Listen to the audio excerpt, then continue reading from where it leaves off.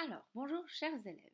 J'en profite pour vous faire passer des petites vidéos pour vous expliquer un petit peu plus en profondeur quelques principes qui sont importants en PSE.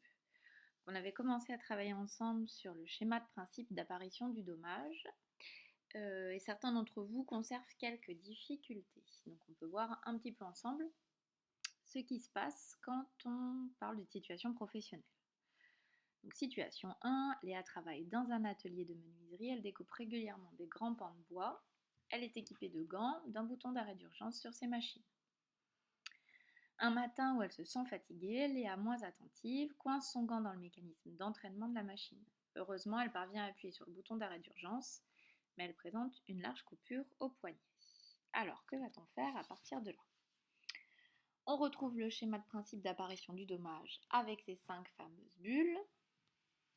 La bulle opérateur, la bulle danger, la bulle dommage, la bulle situation dangereuse et la bulle événement déclencheur. L'opérateur, comme d'habitude, est la personne qui travaille, dans notre cas, Léa.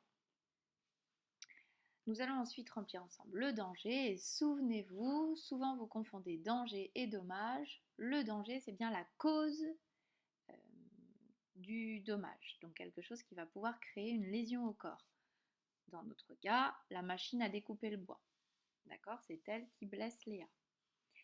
Le dommage est bien l'atteinte à la santé ou la lésion au corps. Dans notre cas, la coupure au poignet. Et la situation dangereuse sera une description de ce que Léa est en train de faire.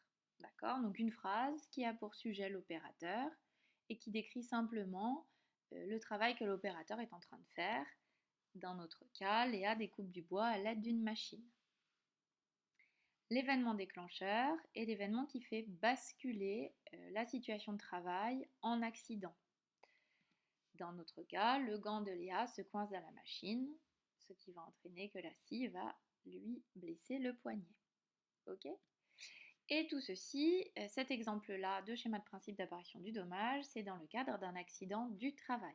D'accord? Donc avec un événement soudain et violent qui crée un dommage. On peut s'intéresser à un deuxième type de situation, avec une exposition au risque répétée. Donc on peut s'appuyer par exemple sur cette situation-là. Fabien travaille depuis 2 ans en parallèle de son BTS dans un supermarché, tous les soirs de 17h à 21h. Il travaille en caisse.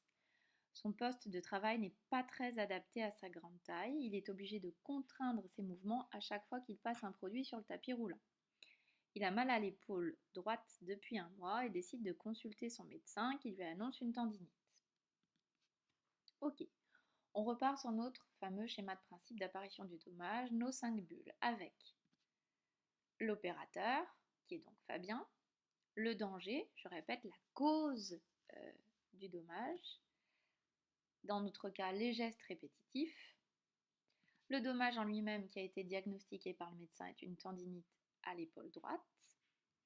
Pour décrire la situation dangereuse, comme d'habitude, une phrase avec pour sujet l'opérateur et la description simplement du travail effectué. Fabien travaille en caisse sur un poste de travail non adapté à sa stature. Quant à l'événement déclencheur, dans ce cadre précis, il ne veut pas être une action soudaine et violente qui crée un accident, mais au contraire une répétition de la situation dangereuse qui se prolonge donc dans le temps, avec une répétition des mouvements tous les jours pendant 5 heures. Ok. Et ça va donc donner lieu non pas à un accident du travail, puisqu'un accident c'est soudain et violent, mais à quelque chose qui s'installe de manière chronique, c'est-à-dire sur le long terme, et qui va donc s'apparenter à une maladie professionnelle. Voilà, je vous remercie d'avoir été attentifs, chers élèves, pour cette petite vidéo.